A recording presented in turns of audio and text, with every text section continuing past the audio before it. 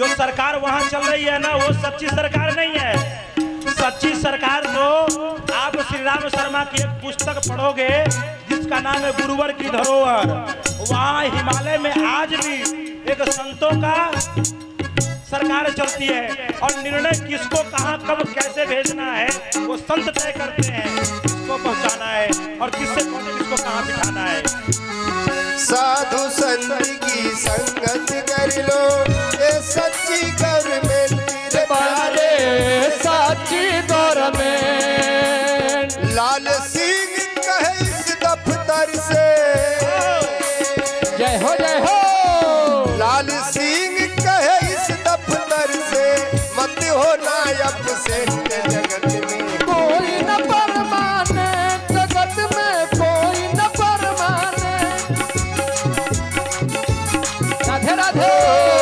तेल चमेली चंदन साबुन, तेल चमेली चंदन साबुन, चाहे लगा लो सेंट जगत में कोई न परमाने, जगत में कोई न परमाने, जगत में कोई न परमाने, जगत में कोई न परमाने, जगत में कोई न परमाने, जगत में कोई न परमाने।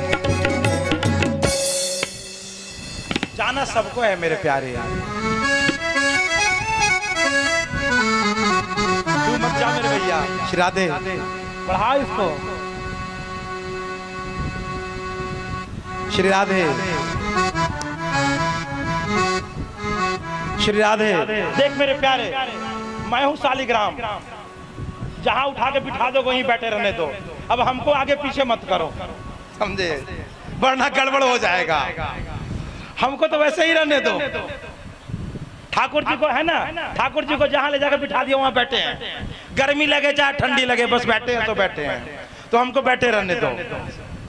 बड़ा सुंदर है महाराज कि आप लोगों ने मेरा तो कुछ सुना ही नहीं है, मेरे कृति देखी नहीं, फिर आप कहते हो मेरा गुणगान कर रहे हो। क्यों कर रहे हो?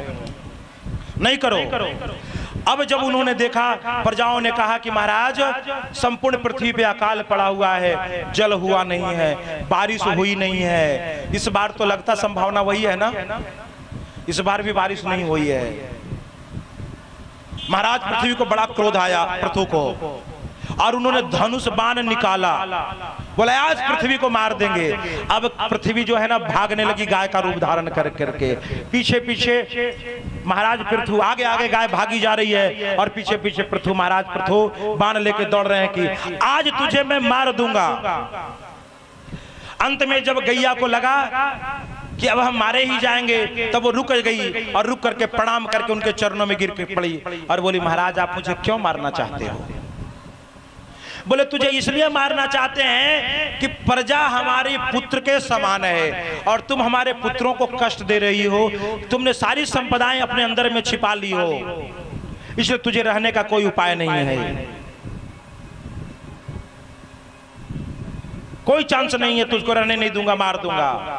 गैया बोली कि नहीं महाराज, आप इसको अपने बाण को रोक लो, उतारो बाण को। पृथु ने कहा कि बाण चला गया तब रुकेगा नहीं, अबे तो चलेगा। तब गौ माता ने, पृथ्वी रूपी गौ माता ने कहा कि तो इस बाण को चलाओ, और चला करके जो बड़े बड़े पर्वत पहाड़ बन गए ना, इनको बराबर करो। तो महाराज पृथु ने बाण चला करके संपूर्ण पर्वत और पहाड़ों को तोड़ तोड़ करके समतल भूमि बनाया। जंगल झाड़ उगी जाते हैं ना, जब फसल नहीं होगी तो जंगल झाड़ उगी जाएंगे, तो समतल भूमि बनाया। उसके बाद गौ माता ने, पृथ्वी रूपी गौ माता ने कहा कि महाराज जिस तरह से गाय से दूध दूहते हैं ना, आप बछड़ा बन करके हमसे जो दुहवाना चाहते हो वो दुहवा लो, आप दूहो, मैं सब कुछ आपको दे दूंगी, लेकिन मार करके नहीं, हमसे दोहन के रूप में दूह लो आप। हम लोग भी क्या करते हैं मेरे भैया, गैया का दोहन करते हैं या शोषण करते हैं? कोई भैया होंगे तो ध्यान देना, गाय का कहा गया है कि गाय के 3 जो छिम्मी होते हैं ना, 3 छिम्मी उसके बच्चे के लिए है, 1 छिम्मी जो पालता पोसता उसके लिए है, लेकिन हम लोग 1 छिम्मी से भी निकाल लेते हैं और नहीं, और उससे ज्यादा बुरा तो तब होता है जब उसको इंजेक्ट करके दूध निकालते हैं। मत निकालो, बड़ा दर्द होता है गैया को। गाय माता बहुत रोती है, बहुत छटपटाती है जब आप इंजेक्शन के द्वारा दूध निकालते हो तो। बछड़े मर जाए ना तो छोड़ दो गैया, क्या होगा, अरे कुछ दिन खाएगी फिर तो बच्चे देगी ना। और दवा वाली सुई वाली दवाई आपको नुकसान भी करती है। तो महाराज पृथु ने फिर दूहा। अब देख लो इस संसार में कौन कौन सी संपदा, जो जैसा चाहता वैसा दूहा। तो महाराज पृथु ने स्वयंभू मनु को बछड़ा बनाया और संपूर्ण प्रकार की संपदाएं दूह ली। ऋषियों ने बृहस्पति जी को बछड़ा बनाया और उनसे वाणी, मन और श्रोत्र के रूप में के पात्र में पृथ्वी देवी से वेद रूपी पवित्र दूध को दूहा। ये वेद। उसके बाद देवताओं में इंद्र ने बछड़ा, देवताओं ने इंद्र को बछड़ा बना करके और सुवर्णमय पात्र में अमृत दूहा। दैत्य ने महाराज प्रहलाद जी को बछड़ा बनाया और लोहे के पात्र में मदिरा दूहा, शराब दूहा। गंधर्वों ने विश्रावसु को बछड़ा बना करके और संगीत और माधुर्य दूहा, सौंदर्य दूहा। इस प्रकार से अनेक प्रकार से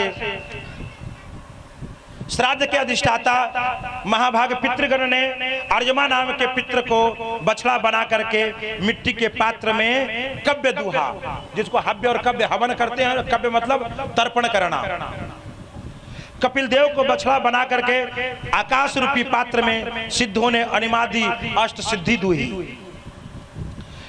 यक्ष राक्षसों ने, भूत पिशाची मांसाहारियों ने भूतनाथ को बछड़ा बना करके और रुधिर ऊन दूहा। इस तरह से बिना फन वाले सांप, नाग, बिच्छू आदि विषैले जंतुओं ने तक्षक को बछड़ा बना करके मुख रूप में पात्र में विष दूहा। इसलिए सर्प और बिच्छुओं के मुख में ही विष होता है, क्योंकि पात्र ही वही था। पशुओं ने भगवान रुद्र के वाहन बैल को बछड़ा बना करके और तीन रूपी दूध दूहा, इसलिए पशुओं को घास अच्छा लगता है। वृक्षों ने वट को वत्स बना करके अनेक प्रकार के रस रूपी दूध को दूहा है, इसलिए पेड़ से रस निकलते हैं। इस तरह से सभी जातियों ने अपने अपने मुखिया को बछड़ा बना करके और अपने अपने पात्रों में अनेक अनेक प्रकार के दूध को दूहा। और इस तरह से महाराज पृथु के राज्य में संपूर्ण संपदा, संपूर्ण सृष्टि फिर से सुखमय हो गई। अब महाराज पृथु ने 100 यज्ञ करने का निर्णय लिया कि मैं अपने जीवन में 100 यज्ञ करूंगा, लेकिन 99 यज्ञ पूरा हो गया।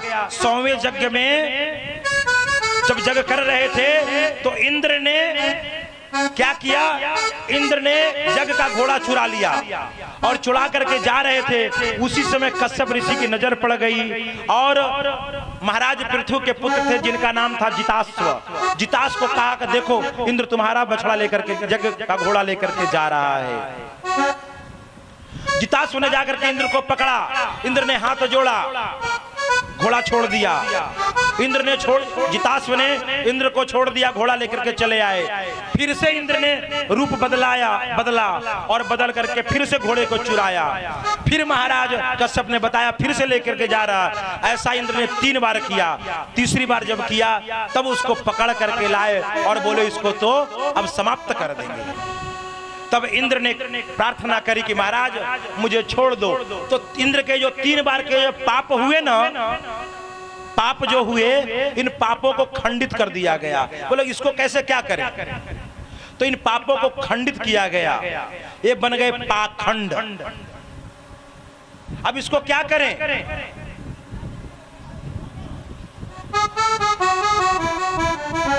तो इसको 3 भाग में बांटा गया। इंद्र के जो पाप है ना, इसको 3 भाग में बांट दिया गया। एक भाग में फेन उत्पन्न हुआ। समुद्र में जल पे देखते हैं ना फेन, तो जल पे ऊपर रहता है। हम लोगों को जब नदी में स्नान करने जाते हो ना, तो ऊपर का पानी हटा देना चाहिए, क्योंकि ऊपर में इंद्र का पाप बैठा रहता है। दूसरा पाप जो उसका जो खंड हुआ, दूसरा खंड हमारी माताओं को मिला, जो हर प्रत्येक महीने रजस्वला होती हैं। वो इंद्र का पाप है जो आज तक हमारी माताएं भुगत रही हैं। अब कामाख्या जाओगे, अम्बुवाची आषाढ़ का महीना लगता है ना, तो वहां पे माता सुना है ना, माता रजस्वला होती हैं। तो उस समय संपूर्ण ब्रह्मपुत्रा नदी लाल हो जाता है, संपूर्ण कामाख्या लाल हो जाता है, पृथ्वी भी। और आषाढ़ के महीने में संपूर्ण पृथ्वी जलमग्न हो जाती है। क्यों? क्योंकि पृथ्वी भी रजस्वला होती है, इसलिए आषाढ़ के महीने में सब जगह जल ही जल दिखता है। और तीसरा पाप उसका कहां गया मालूम? वृक्षों ने लिया। वृक्षों का पाप है, इसलिए वृक्ष को यहां से काट दोगे तो फिर से दूसरा जन्म जाता है।